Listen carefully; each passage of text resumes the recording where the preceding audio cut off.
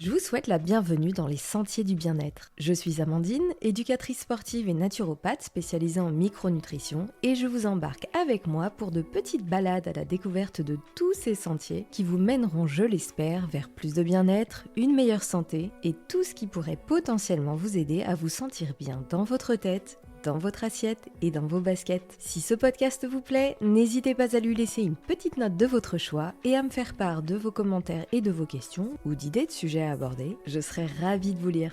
Allez, c'est parti avec l'épisode du jour.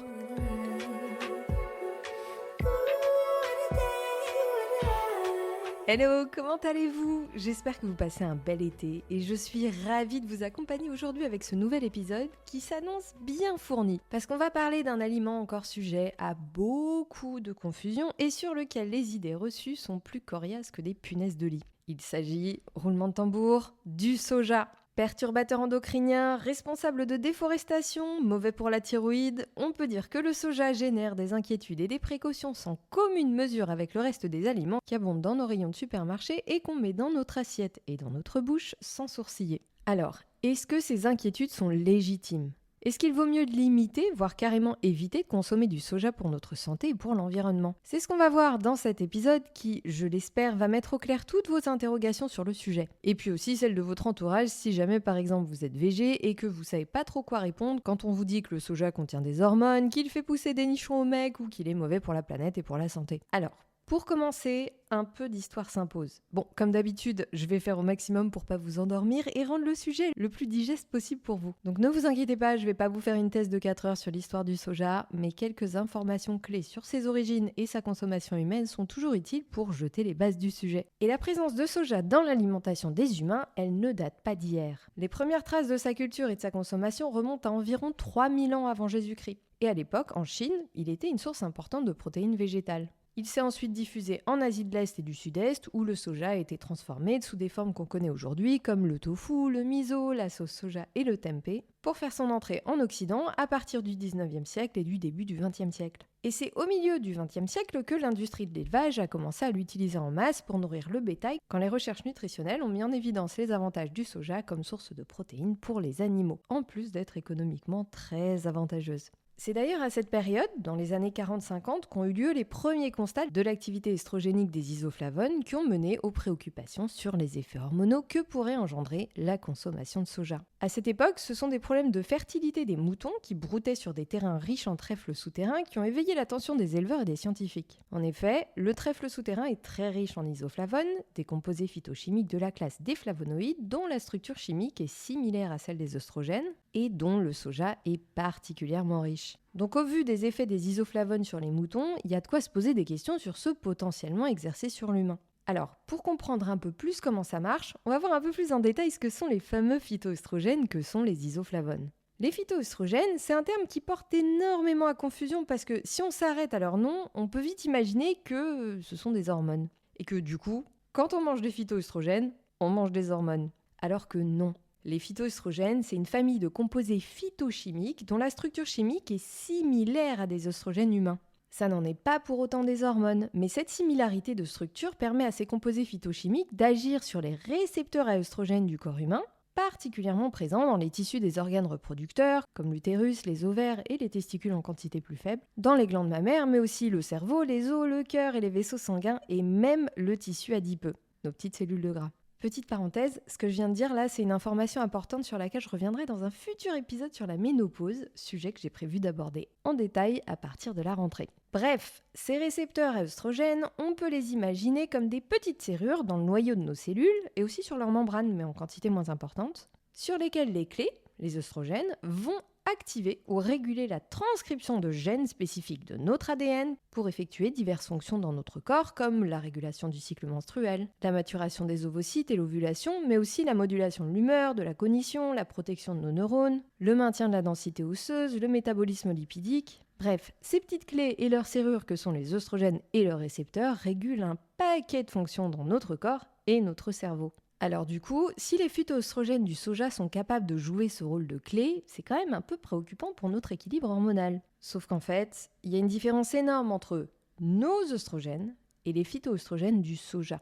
Bon, déjà, on sait que c'est parce que l'un est une hormone et l'autre non. Et que du coup, là où pour les œstrogènes, la clé sera parfaitement adaptée à la serrure, dans le cas des phytoœstrogènes, c'est un peu comme utiliser un trombone pour ouvrir une serrure. C'est vachement moins efficace. Pour donner une échelle d'affinité avec nos récepteurs, les phytoœstrogènes, qu'on devrait plutôt appeler phytoSERMs pour Selective Estrogen Receptor Modulator, ou modulateur sélectif des récepteurs des oestrogènes, ce qui est beaucoup plus juste que le terme phytoœstrogène qui fait penser à un nombre incalculable de gens que ce sont des hormones. D'ailleurs, petite parenthèse, j'ai vraiment l'impression d'ouvrir des parenthèses dans les parenthèses, je suis désolée, mais de vraies hormones, on en mange. Le lait et la viande contiennent notamment des oestrogènes et de la progestérone issus des animaux qui les ont produites. Et nous, en France, on a de la chance parce que, contrairement à d'autres pays comme les États-Unis où l'administration d'hormones au bétail est autorisée, chez nous, elle est interdite. Donc au moins, nous, on a beaucoup moins de risques d'être exposés à des résidus d'hormones si on consomme des produits animaux. Mais si les effets biologiques de ces hormones naturellement présentes dans les produits animaux sur le métabolisme hormonal humain sont minimes, ça reste quand même intéressant pour les personnes qui souffrent de déséquilibre hormonal comme l'hyperœstrogénisme ou le syndrome des ovaires polykystiques,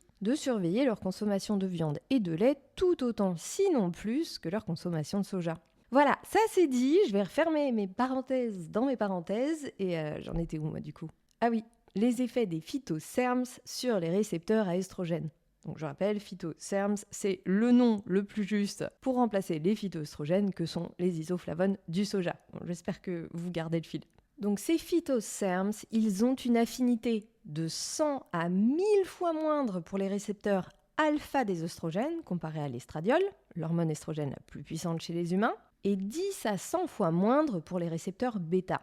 Et si les effets œstrogéniques des phytoSERMs sont beaucoup plus faibles en raison de cette affinité nettement moindre, ils sont aussi très nuancés, selon le contexte hormonal de la personne, selon son microbiote, qui joue un rôle considérable dans les disparités d'action des isoflavones selon les individus. Mais bon, maintenant que vous connaissez l'importance du microbiote, ça devrait pas vous sembler si étonnant que ça. Selon les différences individuelles de métabolisme des isoflavones, influencés par de nombreux facteurs dont le polymorphisme génétique et le régime à long terme de la personne, selon le type d'isoflavone, parce qu'il y en a plusieurs, selon la concentration et la fréquence des prises.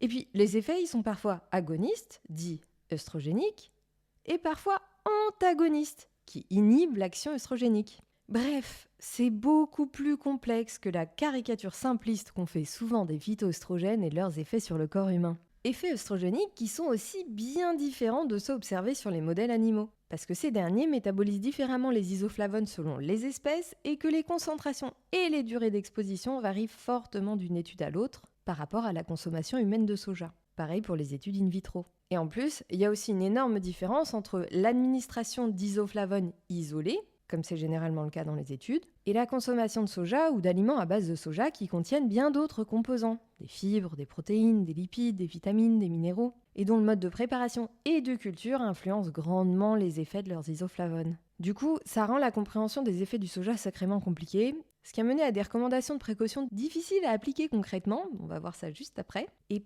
particulièrement basses en France en comparaison à la grande majorité du reste du monde. Et ça vient tout d'abord de l'AFSA, l'Agence française de sécurité sanitaire des aliments, qui a prononcé un premier avis sur la consommation de soja en 2005 pour lequel les auteurs ne disposaient que de quelques résultats concernant la biodisponibilité des isoflavones de soja. Donc ils ont fait un mix de toutes les données qu'ils avaient, majoritairement basées sur des études in vitro et des modèles animaux, avec des différences de résultats et d'effets considérables d'une étude à l'autre, parfois même contradictoires. Si vous voulez en savoir plus, je vous invite à lire le dernier rapport de l'ONAV sur la consommation de soja et ses études associées, qui sera bien plus exhaustif que mon épisode de podcast. Donc si vous voulez vraiment pousser le sujet, c'est une lecture que je vous recommande, particulièrement si vous êtes professionnel de santé. Bon, par contre, je décline toute responsabilité quant à l'effet soporifique de la lecture, mais ça a le mérite d'être ultra intéressant et surtout très complet en l'état actuel des connaissances scientifiques sur le sujet. Bon, nous, on continue avec les précautions de consommation officielles en France, recommandé aujourd'hui par l'ANSES, Agence nationale de sécurité sanitaire de l'alimentation, de l'environnement et du travail, qui a fusionné avec l'AFSA en 2010. Les recommandations sont aujourd'hui établies à 1 mg d'isoflavone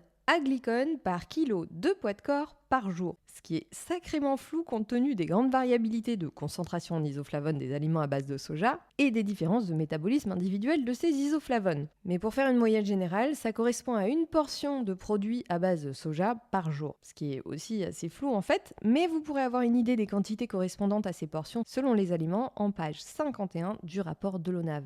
L'ANSES recommande aussi de limiter les produits à base de soja avant 3 ans et aussi pour les femmes enceintes et allaitantes. Par ailleurs, il est important de noter qu'à l'heure actuelle, les isoflavones ne sont pas classés comme des perturbateurs endocriniens par la SNPE2, la stratégie nationale sur les perturbateurs endocriniens, alors que par exemple, la vitamine D, elle en fait partie. Et pour citer le Haut Conseil de la Santé publique, le HCSP, j'ouvre les guillemets, le seuil limite de sécurité des phytoœstrogènes ayant été défini sur la base de données anciennes, le HCSP recommande la mise à jour par l'ANSES du rapport de l'AFSA. Et une autre problématique avec l'avis de l'ANSES et les recommandations qui en découlent, c'est qu'il ne se porte que sur les risques potentiels et pas du tout sur les bénéfices qui découlent de la consommation de soja. Et ce qu'on peut clairement voir quand on fouille un peu, c'est que l'avis de 2005 dont découlent ces recommandations n'a jamais vraiment été révisé à la lumière des connaissances et des observations actuelles. Donc là, une bonne mise à jour serait vraiment la bienvenue. D'ailleurs, on constate l'absence de restriction de la consommation de soja dans les recommandations de santé de nombreux pays.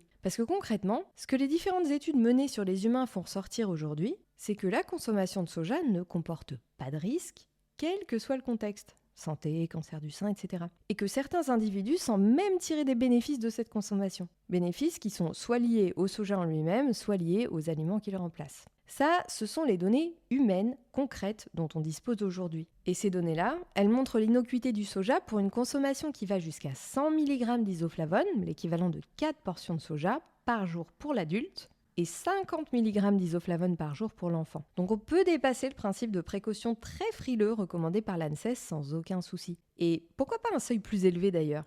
Simplement parce qu'on n'a pas fait d'études dessus, donc il n'y a pas de données, et que dans tous les cas, ça remettra en cause un principe fondamental de l'équilibre nutritionnel qui est la diversité.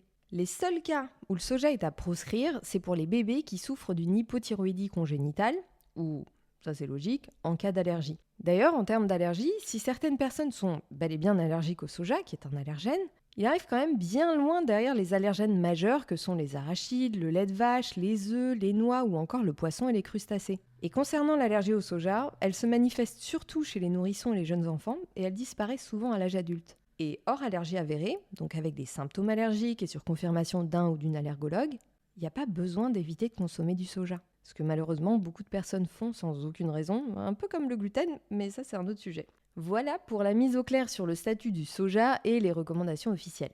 Il est certain que des études sur l'humain sont nécessaires pour mieux comprendre les nuances des effets du soja, mais une chose est sûre, c'est qu'on est bien loin de la légende urbaine qui s'est construite autour de ces effets. Bon, là peut-être que vous vous dites, ok, mais en cas de problème thyroïdien, de dérèglement hormonal ou de cancer alors ? Déjà, première chose, je le rappelle, toute pathologie ou problématique de santé nécessite un suivi adapté et une approche médicale personnalisée. Ça paraît logique, mais aujourd'hui on peut se retrouver à donner beaucoup plus de crédit à un influenceur bien-être qu'à notre système de santé. Et ça c'est malheureux. Et moi la première, je vous délivre des informations, mais elles ne font absolument pas figure de diagnostic ou de traitement en cas de pathologie. Attention. Et typiquement, pour la thyroïde, il existe différents dysfonctionnements et pathologies dont les causes et les facteurs aggravants le sont tout autant. Donc dans tous les cas, la priorité c'est d'avoir une approche individuelle et adaptée qui permette un travail de terrain, micronutrition, hygiène de vie, santé digestive, gestion du stress, et un traitement médical surveillé si besoin.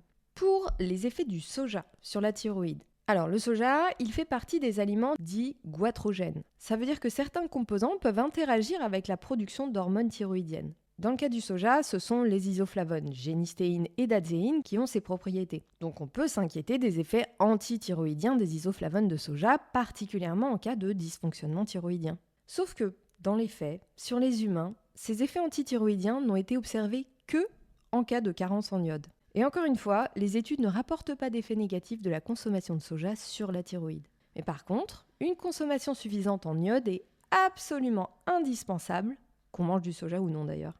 Et petite parenthèse, parmi les procédés de préparation qui réduisent la concentration en goitrogène du soja, il y a la fermentation. La fermentation qui est par ailleurs excellente pour améliorer la biodisponibilité des nutriments, comme dans le cas du tempeh par exemple, qui en plus est une excellente source de protéines. Par contre, une précaution s'impose en cas de prise d'hormones thyroïdiennes synthétiques comme la lévothyroxine. Là, il faudra veiller à espacer la consommation de soja et la prise de médicaments thyroïdiens d'au moins 4 heures pour éviter toute interférence entre les deux. Consommation de soja qui s'inscrira dans le cadre d'une alimentation suffisamment variée et nutritive, qui est essentielle pour assurer un terrain favorable au bon fonctionnement de la thyroïde et de ses signaux hormonaux. Et puis, comme dit un peu plus tôt, en veillant à avoir des apports en iode suffisants et en travaillant sur le terrain par une approche à 360 degrés, comme je vous en parle dans l'épisode numéro 18, parce qu'il y a beaucoup de choses à faire pour améliorer le fonctionnement de la thyroïde et qui sont souvent pas vraiment considérées. Et le microbiote en fait partie. D'ailleurs, je fais un point important sur le sujet dans Happy Belly 360, que vous pouvez retrouver dans Powerhouse dans l'espace La Santé. Et je vous rappelle que vous avez toujours des jours d'essai qui vous permettent de découvrir tout ça gratuitement. Vous avez le lien avec toutes les infos qui vous attendent dans les notes de ce podcast. Bon, il y a beaucoup de choses à dire sur la thyroïde. Du coup, j'ai prévu d'en faire un épisode complet prochainement. Mais dans tous les cas, si vous suspectez un dysfonctionnement thyroïdien, tournez-vous sans attendre vers un professionnel de santé compétent, si possible spécialisé en endocrinologie, en médecine fonctionnelle et ou en micronutrition pour une bonne prise en charge et un suivi adapté. Les chiffres varient, mais on estime qu'entre 8 et 18% des femmes adultes souffrent de dysfonctionnement thyroïdien. C'est énorme et malheureusement, je trouve que la piètre qualité du diagnostic et du suivi des problèmes thyroïdiens illustre parfaitement les inégalités de prise en charge qui touchent encore les femmes aujourd'hui. Mais bon, c'est un autre sujet. Donc pour la thyroïde, c'est bon, on a tout vu. Et en cas de dérèglement hormonal comme l'hyperœstrogénisme ou le syndrome des ovaires polykystiques, est-ce qu'il faut prendre des précautions particulières ? Alors, on l'a vu, le métabolisme des isoflavones et leurs effets œstrogéniques peuvent être très variables en fonction de nombreux facteurs. Néanmoins, une consommation non excessive de soja dans le cadre d'une alimentation variée et équilibrée est considérée comme sans danger et pourra même apporter des bienfaits, notamment sur la santé cardiovasculaire et métabolique. Mais le mieux pour adapter la consommation aux sensibilités personnelles, c'est de surveiller les réactions individuelles face à la consommation de soja, dans le cadre. Oui, je sais, j'insiste beaucoup là-dessus et ça commence peut-être même à vous saouler, mais c'est important. Dans le cadre donc d'un suivi médical adapté et régulier. Et là aussi, une approche de terrain sera vraiment importante à adopter. Mais ça, je vais arrêter de le dire parce que cette approche à 360 degrés qui tient compte de l'alimentation, l'activité physique, de l'hygiène de vie, du système nerveux, de la digestion, de la sphère psychique et de l'environnement, elle est bénéfique pour tout le monde, qu'on ait des pépins de santé ou non. Et justement, à propos des effets de la consommation de soja sur nos pépins de santé, au niveau cardiovasculaire, on voit plutôt des bénéfices sur le cholestérol, la pression artérielle, la sensibilité à l'insuline et l'inflammation, et aussi indirectement par son action sur le microbiote intestinal, acteur clé de notre métabolisme et de la modulation de notre système immunitaire et de notre appétit. Donc le soja apparaît comme un allié de la santé cardiovasculaire, mais aussi un allié de notre métabolisme et de notre poids. Au moins savoir ça. Concernant les effets de la consommation de soja sur les cancers, les résultats sont variés, mais tendent généralement vers des effets protecteurs, notamment pour les cancers du sein, de la prostate, de l'endomètre et potentiellement du cancer colorectal et du poumon. Et aujourd'hui, de nombreuses organisations nationales et internationales, dont la World Cancer Research Fund, indiquent que les survivantes du cancer du sein peuvent consommer du soja en toute sécurité. Et niveau hormonal, on retrouve pas d'impact des isoflavones de soja sur les taux d'hormones masculines, avec même une tendance bénéfique sur la fertilité masculine. Donc les gars, ne flippez pas pour votre testostérone. Vous pouvez manger du soja les yeux fermés sans risquer de vous réveiller avec la poitrine de Pamela Anderson. Côté femmes, on constate des bénéfices sur les symptômes liés à la ménopause, inflammation, bouffée de chaleur, protection cardiovasculaire et densité osseuse. Bénéfices qui seront variables selon le métabolisme individuel des isoflavones. Plus élevé chez les productrices d'équoles, la forme activée de la datzéine, une des isoflavones du soja. On retrouve une action plutôt bénéfique, quand elle n'est pas nulle, sur le syndrome prémenstruel et la régulation du cycle, ce qui, hormis l'action œstrogénique potentielle, peut être aussi dû aux effets antioxydants et anti-inflammatoires des isoflavones. Des effets bénéfiques sur l'équilibre du glucose et les triglycérides et une diminution d'hyperbilirubinémie. Dis donc, c'est dur à dire en cas de grossesse, avec une innocuité de la consommation de soja pendant cette période. Par contre, en cas d'endométriose et de risque de fibrome, là, c'est le flou artistique parce que les études sont pas très précises et les résultats qui en découlent sont parfois même contradictoires. Mais a priori, on est plutôt sur un rôle protecteur ou nul des isoflavones de soja sur le risque de cancer de l'endomètre et une revue des études cliniques ne montre aucun effet négatif des isoflavones de soja sur l'épaisseur ou l'histopathologie de l'endomètre. Et pour citer le rapport de l'ONAV sur le sujet, j'ouvre les guillemets, compte tenu des données limitées et des limites des études existantes, il n'est pas possible de tirer des conclusions sur l'impact de l'exposition aux isoflavones sur le risque de développer un fibrome utérin.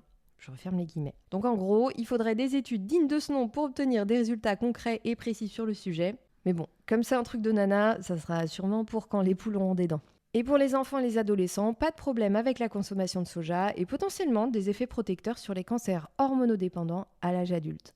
Voilà pour le petit tour d'horizon des effets concrets du soja sur la santé humaine à tout âge. On n'a franchement pas beaucoup de red flags et un bon paquet de bienfaits potentiels. Bienfaits qui sont liés aux isoflavones en eux-mêmes, dont leurs propriétés antioxydantes et anti-inflammatoires, mais aussi aux nutriments qui composent les produits de consommation courante à base de soja. Protéines de qualité, acides gras polyinsaturés, vitamines, minéraux, composés phytochimiques et les précieuses fibres essentielles à la bonne santé de notre microbiote.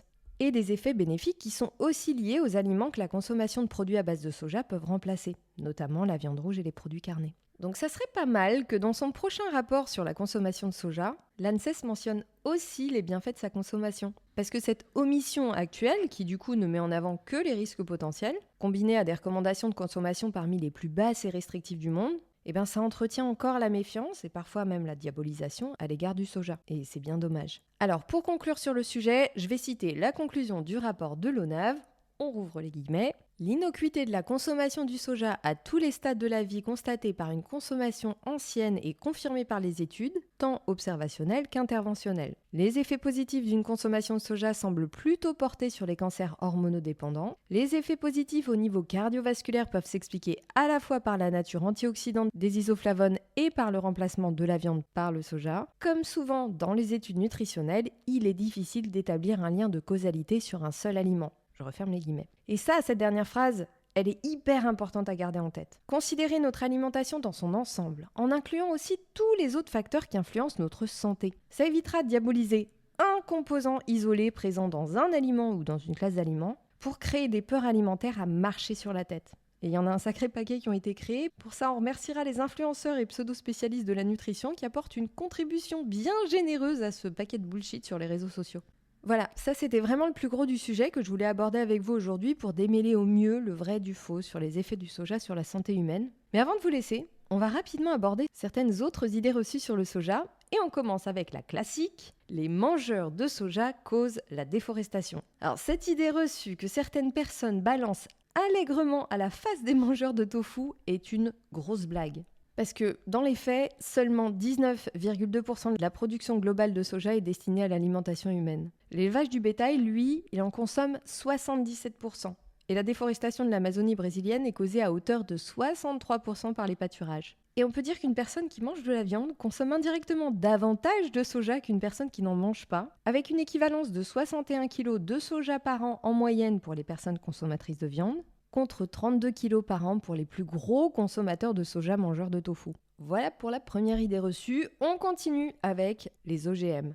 Alors déjà, la culture des OGM à des fins commerciales, elle est interdite en France depuis 2008. Donc votre tofu à base de soja du sud-ouest, aucun souci à vous faire dessus. Le soja français est sans OGM et la consommation de soja par les Français et Françaises est issue du sol français. Par contre, le soja OGM importé est largement utilisé pour l'alimentation du bétail français, avec là aucune obligation d'indication sur les étiquettes. Voilà, je pose ça là. Et si sa culture sur le sol français n'est pas autorisée, l'importation de produits contenant du soja OGM, elle est autorisée. On y retrouve des produits de boulangerie et des snacks ultra transformés, des sauces, des substituts de viande, de l'huile de soja utilisée dans les aliments industriels.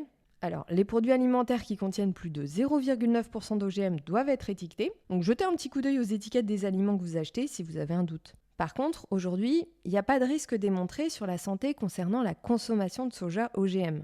Mais il y a quand même de quoi se préoccuper des impacts environnementaux et éthiques de la culture de soja OGM, notamment en termes de sécurité alimentaire, de déforestation, de perte de biodiversité, d'utilisation accrue de pesticides, ce que permettent les cultures OGM, de dégradation des sols, etc. Donc voilà, je vous laisse vous faire votre propre avis là-dessus.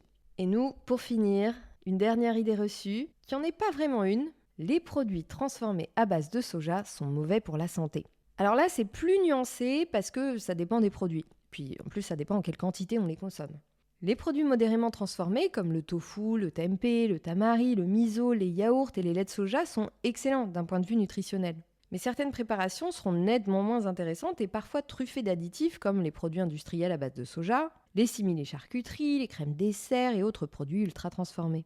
Et là, un petit coup d'œil aux étiquettes permettra facilement de faire la différence avec un simili carnet de qualité à liste d'ingrédients courte, comme on en trouve maintenant facilement dans les rayons de supermarché en France, et des produits à la liste d'ingrédients plus longue que la saga de Blackwater, que je vous recommande de lire d'ailleurs, aux origines douteuses et au profil nutritionnel franchement bof. D'ailleurs, j'en profite pour vous rappeler que l'atelier que j'ai créé pour vous aider à équilibrer facilement votre alimentation sans vous prendre la tête, du choix à la préparation de vos aliments, et objectivement, il est très chouette cet atelier, il est disponible aussi sur Powerhouse dans l'espace La Nutrition. Ça peut être vraiment un super outil pour vous aider à y voir plus clair dans votre alimentation et construire un équilibre durable, que vous soyez végé ou non. Bon voilà, je crois que là j'ai fait le tour. Si j'ai oublié des trucs, n'hésitez pas à me le dire et puis aussi à me dire ce que vous avez pensé de cet épisode dans les commentaires de ce podcast ou par message Instagram @AmandineLéger. Comme toujours, je serai ravie de vous lire. Et avant de vous laisser, je vous rappelle que chaque semaine cet été, je vous concocte des recettes estivales saines et gourmandes qui arrivent directement dans Powerhouse pour vous régaler en nourrissant votre forme et votre santé. Et tous les mois le reste de l'année, bien sûr. Et si vous voulez explorer plus en détail le sujet du jour, le rapport de l'ONAV et les études correspondantes sont en lien dans les notes de ce podcast. Bon allez, je vous laisse, j'ai des bonnes brochettes de tofu qui m'attendent. Alors merci de m'avoir écouté, je vous fais des gros bisous et je vous dis à la prochaine.